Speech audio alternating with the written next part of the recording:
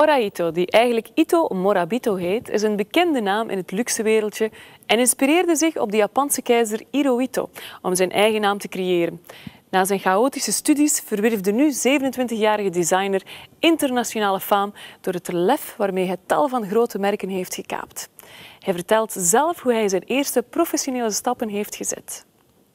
En 1998, j'étais âgé de 20 ans, j'ai créé la première marque virtuelle. Je venais de me faire virer de mon école de design et j'avais envie de tout de suite commencer mon métier de designer. Et lorsqu'on est jeune, c'est très difficile d'avoir accès à la production, d'avoir accès à l'édition.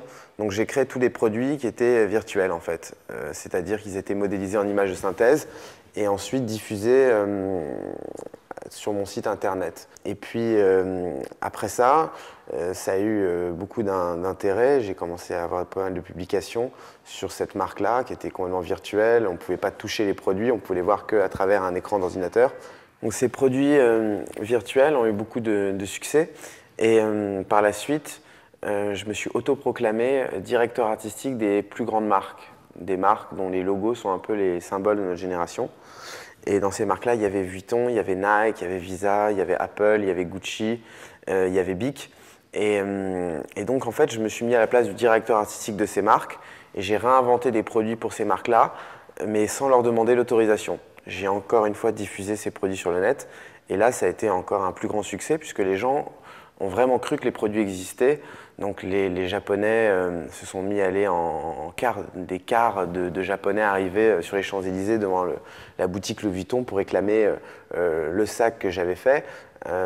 Malheureusement, il n'existait pas. Et donc après, toute la presse s'est emparée un petit peu de cette histoire et ça m'a permis vraiment d'accéder par la suite au réel, dans le sens où des grandes marques qui ont vu ce que j'avais pu faire virtuellement sur ces marques-là m'ont contacté pour faire de véritables produits. Par la suite, j'ai été appelé par de grandes marques comme Heineken, comme Capellini, comme Artemide, B&B Italia, Adidas et j'en passe, notamment aussi dernièrement un projet avec Davidoff, Toyota. Bon, toutes ces marques-là m'ont appelé donc, pour réaliser des projets.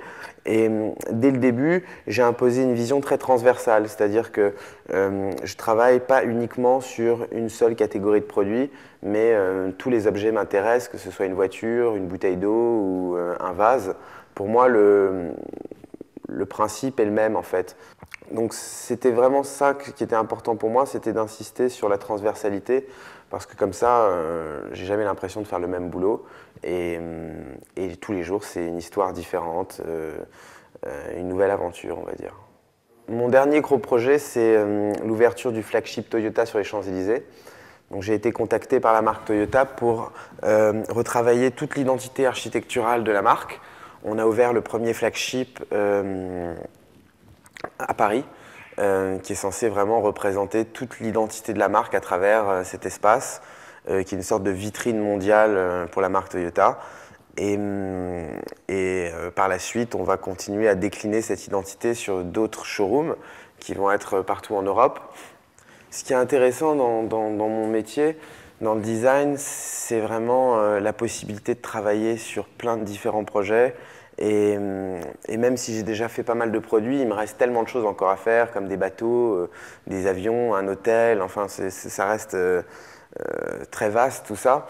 Et en même temps, il y a d'autres choses aussi que j'aimerais faire. Par exemple, j'ai un projet depuis longtemps, j'adorerais réaliser un film. Ça, c'est un de mes grands fantasmes. Bien sûr, le film se passerait dans le futur, de façon à pouvoir profiter de mon expérience du design et pouvoir y introduire des objets qui ne sont pas faits pour exister à notre époque, mais qui existeront dans le futur.